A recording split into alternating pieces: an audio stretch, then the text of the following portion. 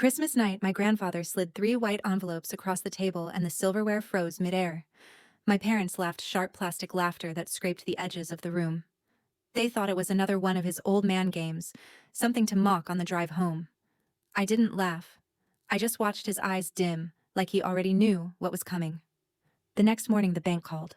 My deposit had cleared. But what they didn't know was that one call would rip my family apart. Before I go any further, tell me where you're watching from. And hit like and subscribe if you've ever felt that strange sinking moment when family stops feeling like family. Because what happened next didn't unfold in a single day, it built slowly, quietly, until one decision exposed everything we'd been pretending not to see. And trust me, you'll want to hear the whole story. I grew up in a house where everything looked perfect and nothing felt real. My mom curated our lives like a magazine, spread fresh flowers on the counter, matching outfits for every holiday photo, smiles practiced in the hallway mirror before guests arrived. My dad wasn't any better. He adjusted his tie in the reflection of the oven door more often than he looked me in the eye. I learned early appearances came first, people somewhere after. One of my earliest memories is a dinner when I was 7.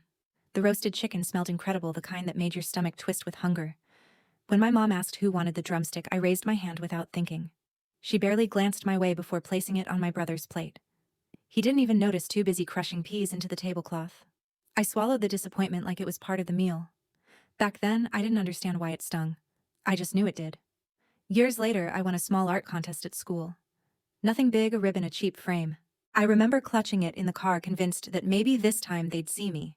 But at home, my mom set it on a shelf behind a decorative candle and said, "Don't brag, sweetheart. It's tacky." At dinner, she mentioned it like a joke. My dad nodded once and pivoted immediately to my brother's soccer score. I forced a smile. Inside, something tightened I couldn't name yet. By the time I hit high school, I'd learned the pattern. If it didn't look good on paper or online, it didn't matter.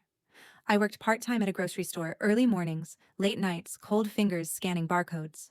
I sent part of my paycheck home thinking it helped with bills. I found out months later it went toward a weekend getaway they posted on Instagram with the caption, "Grateful for rest." That one hurt in a way that stuck deep and quiet. Holiday seasons only highlighted the gap. Christmas gifts were always uneven. My brother got the expensive electronics, personalized accessories, things with meaning. I got candles, scratchy sweaters, or gift cards still stuck to their activation stickers. Every year I told myself it wasn't intentional. Every year I believed it less. The only place I ever felt seen was my grandfather's house. Thomas Reed lived in a lakeside town that smelled like pine and wood smoke. His house creaked in familiar ways, like it made room for me. He didn't speak much, but when he looked at you, he really looked. When I was 12, he let me help sand a maple table in his workshop. Sunlight cut through the dust-filled air as he handed me a sanding block and said, "Steady hands, steady mind." No one had ever called me steady before. I didn't understand how much I needed that. He came to one of my school art shows, just one, but he stood in front of my crooked watercolor like it was priceless. "You see the world differently," he told me. That's not a flaw. That night, driving home with him, I stared at the passing headlights and wondered why his words felt warmer than anything I heard at my own dinner table. Those early moments became the quiet foundation of who I grew into, the parts of me my parents never noticed. But he always did. By the time I graduated high school, the divide between my parents and me felt like a long hallway with no doors. I chose interior design for college, something that made sense to me, shaping spaces into places people could breathe inside. My parents hated it instantly. My dad told people I was experimenting creatively, which was his polite way of saying he didn't approve. My mom insisted I was wasting potential by not networking with the right people. And by network, she always meant marrying rich or flattering clients until they wrote checks. But my grandfather never asked me to justify my choices. When I turned 16, he gave me a tiny envelope with $20 and a note. "For your first project." I didn't understand how a single line could mean so much, but years later, in lonely apartments and late-night design deadlines, that note became my anchor. I kept it in a wooden box with other small pieces of my life ticket stubs, sketches, things no one else cared about. After college, I moved to Seattle. I rented a one-bedroom apartment in a building where the elevator groaned and the hallway lights flickered if you walked too fast. I styled it with thrift store finds and scraps of lumber I refinished myself. Clients came slowly, a coffee shop needing a new layout, a friend of a friend wanting a home office refresh. I didn't have a team, an intern, or an assistant. Just me, my laptop, and the lessons my grandfather carved into me years earlier. My parents called my setup humbling, the way some people call things quaint when they really mean embarrassing. They paraded my brother's achievements online, his job, his new condo, his shiny engagement, while referring to my life as still finding direction. Every holiday dinner felt more like a performance, my parents playing lead roles in a show I never auditioned for. Still, I tried. I kept showing up. I brought thoughtful gifts. I acted grateful, even when the comments stung. I kept waiting for a moment when they'd look at me the way my grandfather did, like I was enough, without having to pretend. Then came last year's Thanksgiving. It was the first time I noticed my grandfather watching my parents with something colder than disappointment. They were live streaming part of dinner, showing off the meal he'd cooked, the table he'd set, the house he'd maintained alone. The camera hovered over his shoulder while he carved the turkey, and he didn't say anything, but his jaw tightened and his eyes shifted to me for a split second. I didn't know what that look meant then, but it stayed with me. A week later, he sent out the Christmas dinner invitations. Thick cream cards, his handwriting neat and certain. My parents treated it like a golden ticket. I treated it like a chance to breathe again. Driving to his house that Christmas felt like stepping through a familiar doorway at the end of a long corridor. The further I got from Seattle, the easier it was to inhale. Snow lined the road as if guiding me toward something I couldn't name yet. I didn't realize those quiet childhood memories, those small wounds, and those long drives would all collide on a single night. A night that would change everything. By the time Christmas Day actually arrived, my nerves were stretched thin. I drove to my grandfather's town alone, rain streaking across the windshield in long, trembling lines. Seattle behind me felt heavy.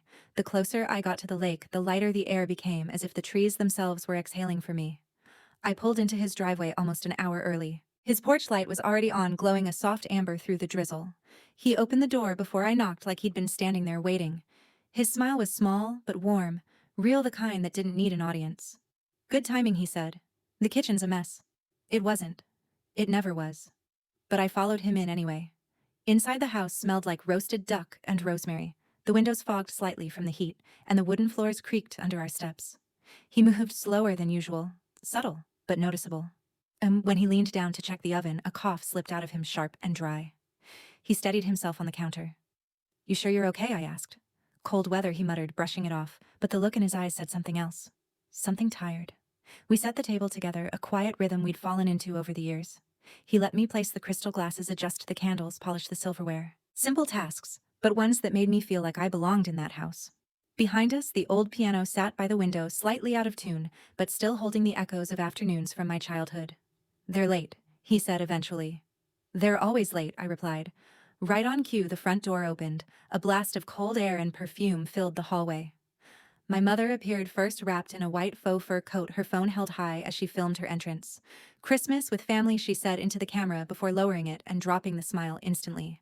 My father followed behind, adjusting his designer coat, wearing a grin that never reached his eyes. "Dad," he said, shaking my grandfather's hand a little too firmly. "We're blessed, aren't we?" That was his line for everything blessed. Used it like a shield. Dinner began politely enough. Vanessa complimented the centerpiece, the lighting, the tablecloth, like she was reviewing a hotel. Charles talked loudly about the market, the investors he was meeting, his big quarter ahead. None of it felt like conversation. All of it felt like posing. Then my grandfather placed 3 white envelopes on the table. The room stilled. He slid one to each of us. "A little Christmas gift," he said quietly. "Just a token." Vanessa laughed first, a high-practiced sound. "Oh, Dad, are we doing the pretend checks again? You're adorable." Charles smirked. "What is it this time?" "Monopoly money. A lesson on humility." Their laughter scraped through the room like metal on concrete. My grandfather didn't flinch, but something in his expression dimmed, a barely there shift, and when his gaze flicked briefly toward their envelopes, not mine, I felt my pulse skip. I didn't open mine. I didn't joke. I just said, "Thank you. I'll open it later." My mother rolled her eyes. "Harper, don't be dramatic. It's just a joke." My father added, "She's always so serious." Their attention shifted, but my grandfather's didn't. He looked at me with something heavy, approval and disappointment at the same time. After dinner, as we gathered our things, my parents drifted toward the door, too absorbed in their phones to notice much else. I hugged my grandfather goodbye. But he didn't let go. He held on for several seconds longer than usual, his breath warm near my ear. "Keep it safe," he whispered. Then he released me, and the porch light flickered overhead. I didn't understand what he meant. Not yet. The drive back to Seattle that night was painfully quiet. Rain hammered the windshield, and the wipers dragged like they were exhausted too. My parents insisted I ride with them, which I regretted before the car even pulled out of the driveway. Vanessa twisted around in her seat, staring at the envelope in my lap like it offended her. "You're really keeping that?" she asked. "Harper, he does this every year. It's just his little act." Charles snorted. He just wants to see who still bows to him. It makes him feel important. I kept my eyes on the window where the streetlights smeared into long streaks of gold. Or maybe I said quietly, he just wants respect. They didn't respond. They didn't need to. Their offended silence said enough. When I finally stepped into my apartment, the air felt colder than outside. I tossed my coat onto a chair, set the envelope on my desk, and stood there staring at it. My hands tingled with nerves I couldn't shake. Eventually, I opened my wooden keepsake box, the one holding pieces of my life no one else valued. Right on top was the note my grandfather gave me at 16. For your first project. The ink had faded slightly, but the steadiness of his handwriting never changed. I took a breath, returned to the envelope, and slid my finger under the flap. A real check. $250,000. No jokes, no pranks, no lesson in humility. My throat tightened. I sent a voice memo to Mia. It's real, I whispered. I don't know what to think. She replied instantly. If he meant it, cash it. If he didn't, your bank app will humble you. So I deposited it. Not because I wanted the money, but because every instinct in me said my grandfather wasn't playing games. Hours later, while sketching a design draft, my phone rang. Unknown number. Good afternoon, Miss Reed. I'm calling about your recent deposit. It has cleared. I nearly dropped my pencil. Cleared already. Yes, ma'am, the banker said. Mr. Reed has been shifting large assets lately. You must be important to him. Important. I'd never heard anyone attach that word to me before. Minutes after I hung up, my phone buzzed again. My mother. Her voice came out sharp, breathy. Harper, did you talk to your grandfather today? No, I said. Well, the bank just told us our checks were stopped. Her tone cracked. Stopped. And they said yours went through. I stayed silent. Did you tell him something? Did you ask for something? She demanded. No. I deposited it. That's all. Then why would he stop ours a beat? Then softer, uglier. Do you have any idea what people will think if they find out he cut us off? Not what did we do wrong. Not is he okay? Just what will people think? An hour later, Charles called. His voice was colder than the rain outside. Your mother is upset. You could have given us a heads up. It was a gift, I said. Isn't that what you do with gifts? Don't get smart with me, he snapped. He's old. He doesn't know what he's doing. Old. They dismissed the man who built their entire lifestyle in one breath. That night, as I sat on the floor staring at the check confirmation, my phone rang again. My grandfather. His voice was calm, steady. Did they call you yet? Yes. He exhaled quietly. Good. Then I didn't stop their checks. They stopped themselves the moment they laughed. He didn't explain further. And I didn't ask. The next morning, the family group chat exploded. Screenshots, accusations, half-threats, long messages typed through tears or anger or both. Vanessa demanded answers. Charles threatened to handle it legally. Meanwhile, my grandfather stayed silent. Until 2 days later, when a cream-colored envelope appeared in my mailbox. Dinner, Saturday, 7 p.m. No explanation.